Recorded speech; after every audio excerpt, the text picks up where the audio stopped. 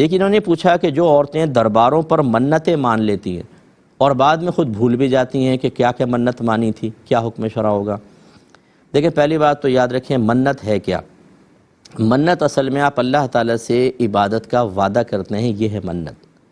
वो कभी मशरूत होता है, कभी गैर मशरूत। मिसाल के तौर पर अगर कोई गैर मशरूत करे, अल्लाह ताला इस महीने का एतिकाफ़ करना तेरी रिज़्क़ की खातिर मैं अपने ऊपर लाजिम करता हूँ, तो आपके ऊपर वो एतिकाफ़ करना वाजिब हो जाएगा। पहले सुन्नत मौक़ूदा था रमज़ान के एतिकाफ़, लेकिन जब आपने मन्नत मान ली तो वो वाजिब हो जाएगा, और ये गैर मशरूत है, कोई शर्त नहीं लगाई आपने।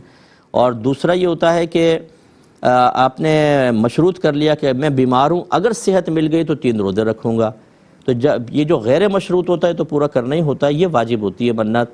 और जो मशरूत है ये आपकी शर्त पूरी हो जाए, इसके बाद फिर रोज़े रखना आप पे लाजिम होगा। लेकिन इसमें आपको इतनी आवाज़ से कहना लाजिम है कि आपके कान सुने, तब मन्नत बनती है। ये शरई